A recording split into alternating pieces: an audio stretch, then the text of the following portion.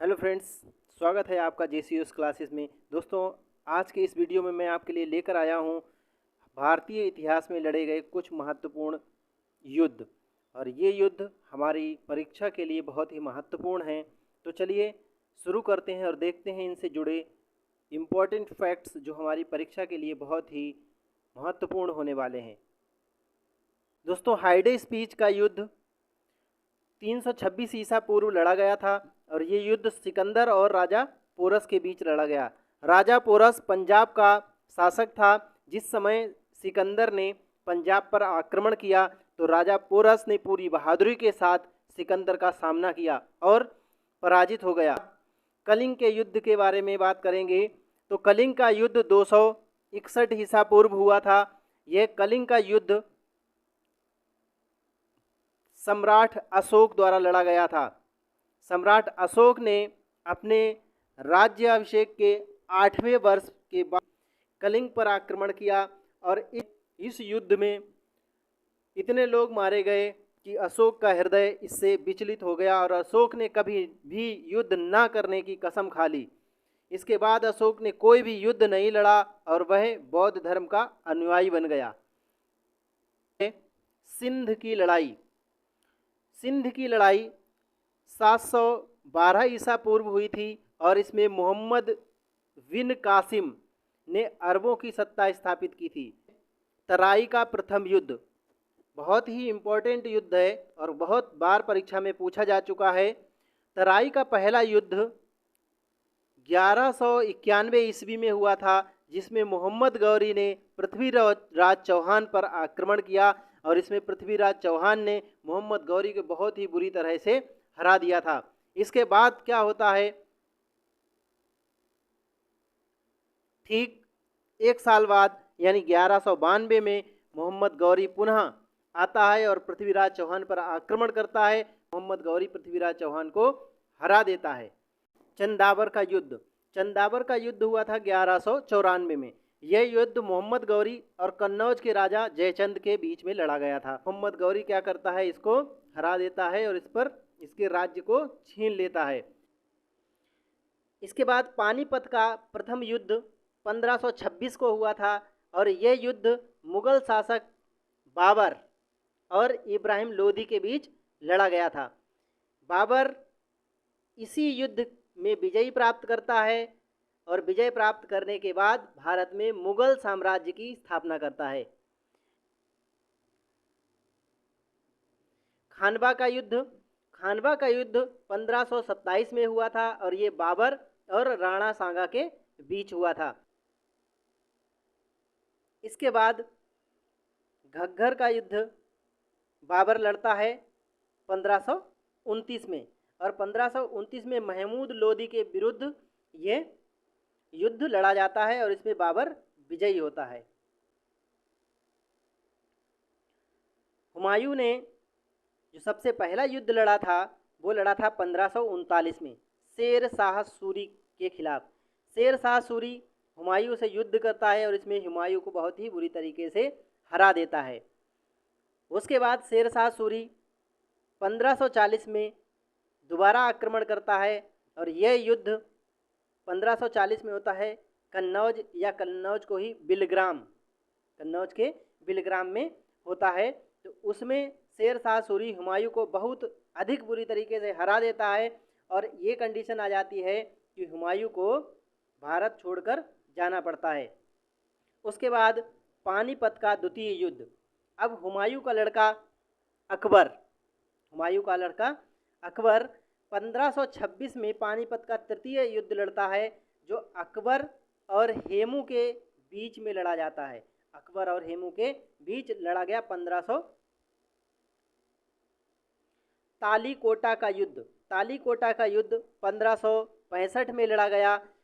विजयनगर साम्राज्य का इसी के साथ अंत हो गया था। हल्दी घाटी का युद्ध 1576 में लड़ा गया। ये युद्ध अकबर और महाराणा प्रताप के बीच में लड़ा गया। इसमें महाराणा प्रताप की हार हुई थी। प्लासी का युद्ध बहुत इंपॉर्टेंट है दोस्तों। प्लासी का युद्ध 1757 में हुआ था अंग्रेजों और सिराजुद्दौला के बीच में और अंग्रेज इसमें विजयी होते हैं। अंग्रेज जो विजयी होता है तो इसमें अंग्रेजों का जो सेनापति होता है वो होता है रॉबर्ट क्लाइव। ये भी पूछा जाता है, इसको भी याद रखेंगे। अगला है बांडीबास का युद्ध। बांडीबास का युद्ध 1760 में हुआ था अंग्रेजों और फ्रांसीसियों के बीच में, जिसमें फ्रांसीसियों की हार हुई थी और इसी के साथ फ्रांसीसियों का व्यापार भारत में लगभग समाप्त हो गया था। इसके बाद फ्रांसीसियों का पतन शुरू हो गया था और अंग्रेज आगे बढ़ने लगे थे, वो अपने व्यापार को बहुत अधिक स्थापित करने लगे थे। पानीपत का तृतीय युद्ध बहुत इंपॉर्टेंट है दोस्तों। पानीपत का तृतीय युद्ध 1761 में लड़ा गया। यह अहमद शाह अब्दाली और मराठों के बीच लड़ा गया। यह अहमद शाह अब्दाली और मराठों के बीच लड़ा गया, ये फ्रांसीसियों के बीच नहीं लड़ा गया था, तो यहाँ फ्रांसीसियों की हार नहीं होगी। इसमें मराठाओं की हार हुई थी और अहमद शाह अब्दाली विजयी हुआ था। मराठों की तरफ से जो लड़ने वाला सेनापति था उसका नाम था सदाशिव। सदाशिव की वीरता को देखते हुए अहमद शाह अब्दाली दिल्ली पर अपना अधिकार नहीं करता है और वापस अफगानिस्तान चला जाता है। इसके बाद बक्सर का युद्ध। बक्सर का युद्ध 1764 में हुआ था। ये भी क्वेश्चन बहुत इम्पोर्टेंट है दोस्तों।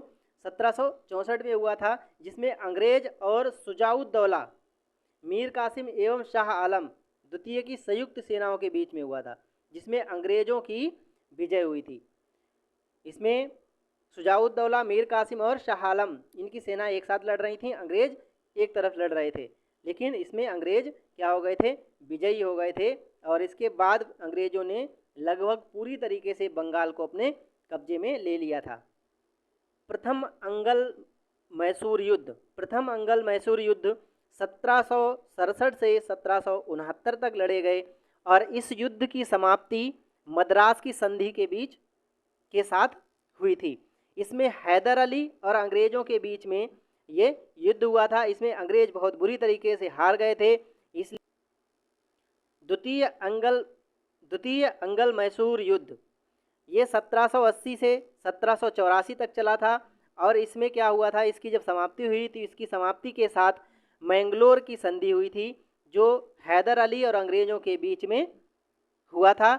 इसमें कोई नतीजा नहीं निकला था, ना तो इसमें हैदर अली जीता और ना ही अंग्रेज। मैंगलोर की संधि के साथ ये युद्ध समाप्त हो गया था।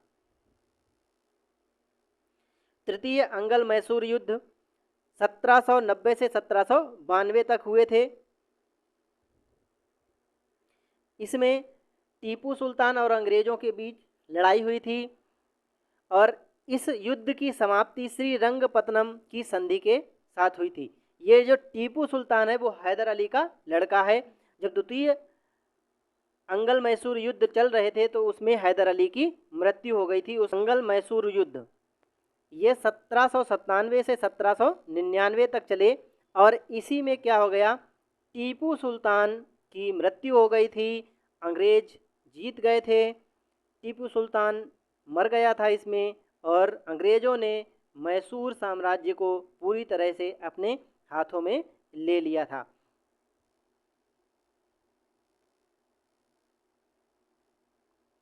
चिलियानवाला युद्ध। चिलियानवाला युद्ध ईस्ट इंडिया कंपनी और सिखों के बीच में हुआ था। इसमें सिखों की हार हो गई थी। यह युद्ध 1849 में लड़ा गया।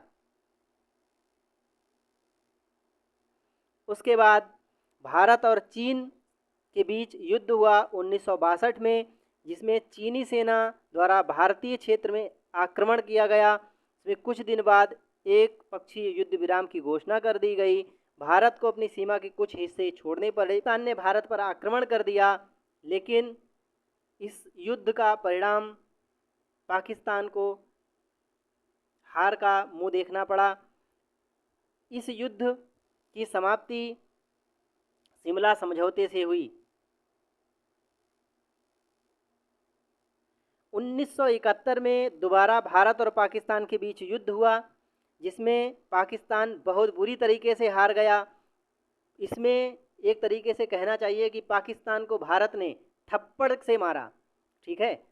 और पाकिस्तान का जो दूसरा हिस्सा था, जिसे आज हम बांग्लादेश के नाम से जानते हैं, उसको स्वतंत्र करवा दिया। और इसके लगभग 20,000 से ज़्यादा सैनिकों को बंदी बना लिया। उसके बाद 1999 में पाकिस्तान ने फिर अपनी बदतमीजी दिखाई और कुछ घुसपैठिए कारगिल और द्रास क्षेत्र में भेजे 1999 में।